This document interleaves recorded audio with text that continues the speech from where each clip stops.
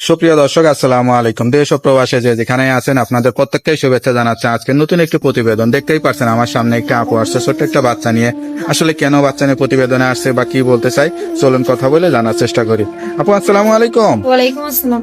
আপু আপনার নাম কি? আমার নাম হলো বৃষ্টি। বৃষ্টি আপু, কেমন আছেন আপনি? আমি ভালো নাই ভাইয়া, বাচ্চাটা নিয়ে অনেক কষ্টে আছি। বাচ্চার স্বামী কি হয়েছে, বাবা কি হয়েছে? বাবা তো একটা বিয়া করছে। আপনার কি ছাড়াছাড়ি হয়ে গেছে নাকি আপনার রেখে আর একটা বিয়ে করছে? আমার রেখে একটা বিয়া করছে ভাই, এখন আমার তালাক দিয়ে দিছে।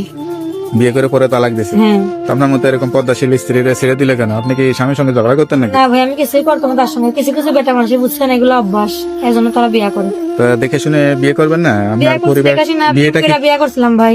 এটা জীবনে একটা বড় ভুল। বা আমার কথা শুনি নাই, না শুনে বিয়া করছি।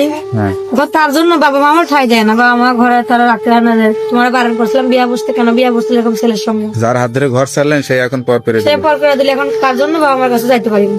আচ্ছা আচ্ছা। তো এখন বাচ্চার খরচ আপনার খরচ কেমনে চালান? আমি এখন ভাই, আমি মানুষের ডিলারি মেশিনে কাজ করি, ওইটা আমি চালাই। মানুষের ভাড়া মেশিনে আমার পোষায় না, ঠিক আছে। তো স্বামী যে ছেড়ে দিয়েছে, বাচ্চার কোনো দায়িত্ব বা খোঁজ খবর খরচ খরচ দেয় না? সে চলে গেছে, সে কোনো খবর নেয় না। বাচ্চা হয়েছে পর্যন্ত সে কোনো দেখতেও আসে না। তো এত সুন্দর একটা বাচ্চা ফেলে আসলে চলে গেছে, এখন তো খুবই কষ্টের কথা। তা আপনি এখন কি চিন্তা বা কি আশা করে আসছেন আমি প্রতিবেদন? আসছি ভাই, একটা সুন্দর একটা মনের মানুষ আমাকে ফোন দেয়, আমার বাবুটার দায়িত্ব নিয়ে আমার একটা সেলাই মেশিনের ব্যবস্থা করে দেয়, আমি কাজ করে খাইতে পারি, মানুষের বাসা বাড়ি কাজ করতে না হয়।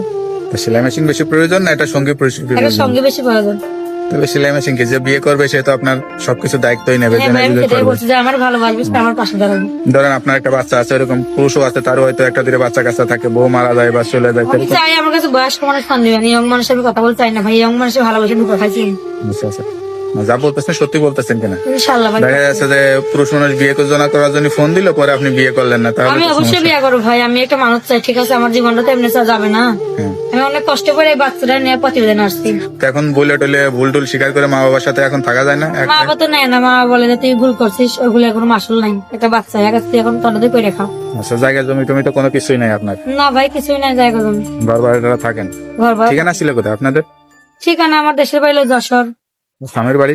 স্বামীর বাড়িও যশোর, ওইখানে ছিল। ওইখানে কাছাকাছি ছিল, প্রেম করে বিয়ে করে ফেলছিলেন? হ্যাঁ ভাই। তো যাই হোক, জীবন যেহেতু এখন অল্প বয়স, বিয়ে শাদী করতে হবে। প্রতিবেদনে আসছেন, অনেকেই যোগাযোগ করতে চাবে, নাম্বার তো দেওয়া যাবে? হ্যাঁ ভাই, নাম্বার দিয়ে দেবেন। নাম্বারটা কি মুখস্থ আছে? না ভাই, আপনি বলেন। তা নাম্বারটা আমার কাছে দেন, আমি দেখে বলে দিই। হ্যালো ভিউয়ার্স, শুনতে পারলেন এক অসহায় স্বামীহারা আপু জীবনের গল্প। আসলে কোন মেয়েই চায় না এই অল্প বয়সে স্বামীহারা হয়ে যাক বা একটি সন্তান নিয়ে একা একা দিন কাটুক। সে খুবই অসহায়, দুঃখে কষ্ট পড়ে আস প্রতিবেদনে আসছে। কেউ যদি যোগাযোগ করে নতুন করে তার স্বপ্ন দেখান বা বিয়ে শাদী করতে চান, এই নাম্বারে যোগাযোগ কর। নাম্বারটা খোলা থাকে তো? হ্যাঁ ভাই, খোলা থাকবে। যাক, নাম্বারটা খোলা রাখবেন। অবশ্যই 5 ওয়াক্ত নামাজ কালাম পড়ে আল্লাহর কাছে চাইবেন, আল্লাহ আপনার জীবনে ভালো ব্যবস্থা করে দিবেন। ভালো থাকেন, আসসালামু আলাইকুম।